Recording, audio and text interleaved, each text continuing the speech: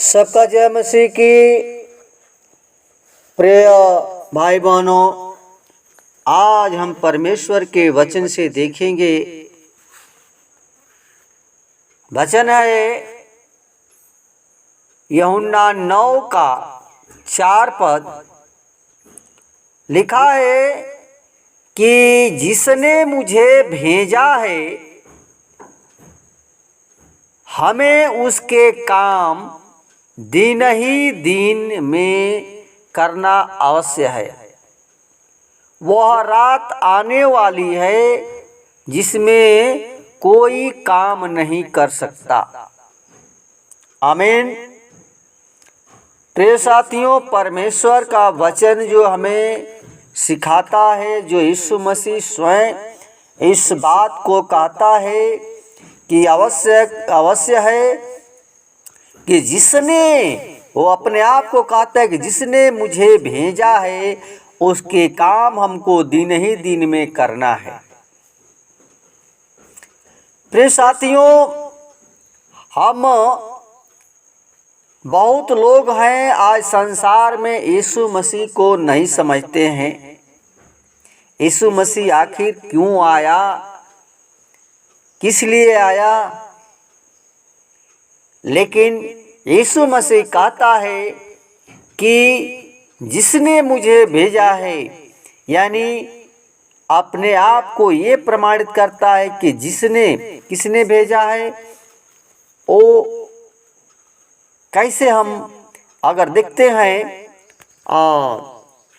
यूहन्ना 5 का 36 पद में लिखा है, क्योंकि पिता ने जिन कार्यों को पूर्ण करने के लिए मुझे सौंपा है, अर्थात वे कार्य जो मैं करता हूँ वे ही मेरे विषय में साक्षी देते हैं। प्रिय साथियों, यीशु मसीह अपने पिता के काम को पूरा करने के लिए आया। ये बात वो कहता है कि जिसने मुझे भेजा, यानी पिता ने, उसका कहने का मतलब है कि पिता ने 5 का 36 में कहता है, क्योंकि पिता ने जिन कार्यों को पूरा करने के लिए मुझे सौंपा है, ये सौंप करके भेजा है। एक परमेश्वर पिता जो है यीशु मसीह को सारे काम यीशु मसीह को सौंपा। क्या सौंपा? देखिए, एक छोटी सी कहानी के जरिए समझिएगा कि एक गांव था जहां एक वैद्य जी रहते थे और जड़ी बूटी से दवा बनाकर पत्थरी का और गठिया बाई का इलाज करते थे वो। और उनके उस इलाज से लोगों को बहुत लाभ हुआ, यानी फायदा हुआ। बहुत लोग चंगे हुए और चंगे होने के कारण उसके जो काम, जो दूर दूर से लोग इलाज करने के लिए आने लगे। लेकिन प्रियो, वो तो दवा दे रहा था और बहुत उसके पास लोग आते थे। लेकिन एक दिन की बात है कि अचानक एक दिन वैद्य जी ही बीमार पड़ गए। और जब वैद्य जी बीमार पड़ गए, तब वैद्य जी ने अपने रोगी अवस्था में अपने पुत्र को बुलाकर कहा, वो ये कहा कि बेटा, अब कोई मेरा ठिकाना नहीं है,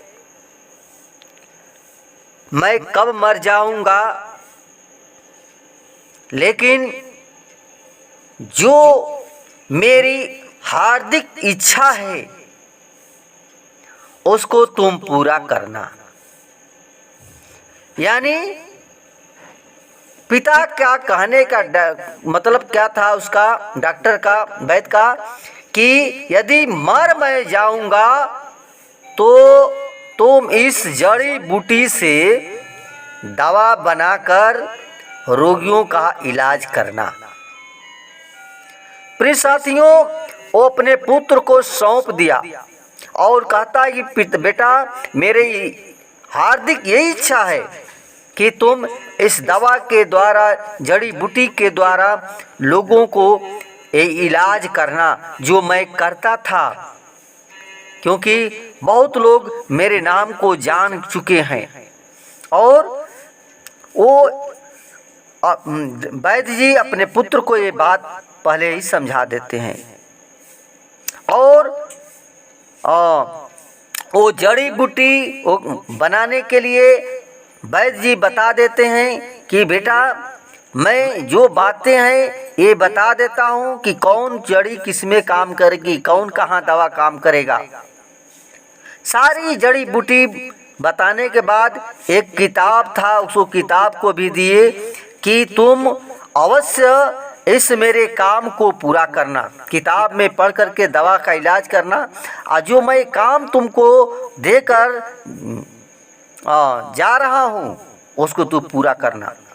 और इस कार्यों के द्वारा ही लोग जानेंगे। ये बात, बड़ी बात बोला कि इस कार्य, यानी जो काम तुम करोगे उस काम को लोग जानेंगे। क्या जानेंगे? कि तुम वैद्य जी के पुत्र हो, तुम वैद्य जी के पुत्र हो। प्रियो, ऐसा कहकर कुछ दिन के बाद वैद्य जी मर गए, यानी उनका देहांत हो गया और वैद्य जी के बेटे ने पिता के कहने के अनुसार सारे काम को पूरा किया।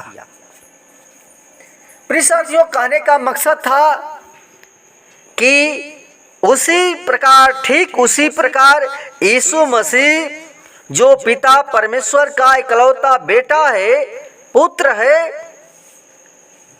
पिता परमेश्वर की इच्छा को पूरा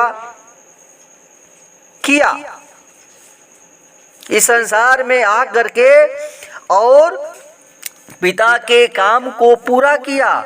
और परमेश्वर की योजना में जो उत्पत्ति से पूर्व था, यानी पहले था, प्रभु यीशु मसीह कहा है यूहन्ना 17:4 में लिखा है कि जो कार्य तूने मुझे करने को दिया था उसे पूरा करके मैंने पृथ्वी पर तेरी महिमा की है। यानी प्रियो, यीशु मसीह जो पिता ने काम को दिया था, ओ यीशु मसीह क्रूस पर बलिदान हो करके और पिता के काम को पूरा किया और उसके द्वारा परमेश्वर की महिमा हुई। प्रिय साथियों, आज मनुष्य को उद्धार पाने के लिए यीशु मसीह क्रूस पर मृत्यु को सह लिया। इस प्रकार यीशु मसीह के कार्य की झलक हम उत्पत्ति के समय अदन वाटिका में भी देखते हैं कि जब आदम हव्वा ने वर्जित फल को खाकर परमेश्वर के आज्ञा का उल्लंघन किया, यानी पाप किया, तब उनकी आंखें क्या हो गई? खुल गई और उनको समझ में आने लगा कि मैं नंगा हूँ, अपने आप को नंगा देखने लगे। इसके कारण वे अब परमेश्वर से छिपने लगे। और प्रियो, तब परमेश्वर ने उनके नंगेपन को ढांपने के लिए अदन की वाटिका में एक पशु का बलिदान करके और उसके चमड़े के वस्त्र पहनाकर उन्हें पहना दिया। पशु के बलिदान करके उसके चमड़े को पहना दिया। इस प्रकार प्रियो, हर महायाजक प्रतिवर्ष एक बार निर्दोष पशु का लहू लेकर लोगों के पापों के प्रायश्चित हेतु यानी प्रायश्चित के लिए महापवित्र स्थान में प्रवेश करता था। लेकिन प्रभु यीशु मसीह ने अपने क्रूस पर बहाए गए खून यानी लहू द्वारा एक बार सदा के लिए पूरा कर दिया। जो महायाजक उस समय परमेश्वर को उस पाप का बलिदान चढ़ाने के लिए पशु मेल बलि चाहते थे, होम बलि चाहते थे, लेकिन प्रियों बलिदान करते थे, लेकिन यीशु मसीह सारी व्यवस्था को एक ही बार में पूरा कर दिया। क्योंकि बाइबल में लिखा है इब्रानियों 9:25 और 26 में कि महायाजक प्रतिवर्ष लहू लेकर पवित्र स्थान में प्रवेश तो करता है, परंतु अपना लहू लेकर नहीं, यानी अन्यथा जगत की उत्पत्ति के समय से उसे बार बार दुख भोगना पड़ा, परंतु अब युग के अंत में वह एक ही बार प्रकट हुआ कि अपने ही बलिदान के द्वारा पाप को मिटा दे, पाप को मिटा दे।